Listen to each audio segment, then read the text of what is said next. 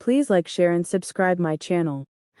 सांझी बेर बाबू की मम्मी खीरी की परे खाई है। सांझी बेर बाबू के मम्मी खीरी की परे खाई है। बाबू के पापा जी से पूछे लगली बात है।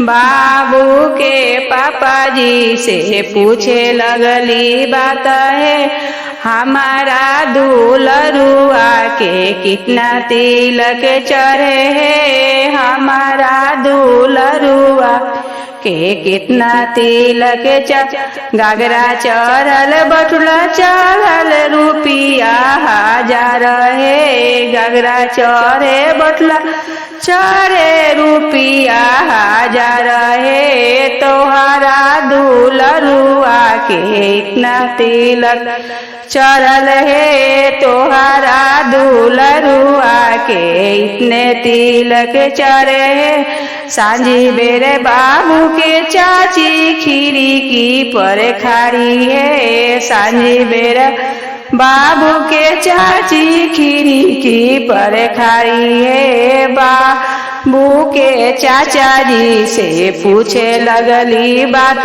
है। बाबू के चाचा जी से पूछे लगली बात है। हमारा दुलरुआ के कितना तिलक चढ़े। हांडा चढ़े हांडी चढ़े रुपिया 1000 है। हांडा चढ़े हांडी चढ़े रुपिया 1000 है। तहारा दुलरुआ के इतने तिलक चढ़े है। तहारा दुलरुआ के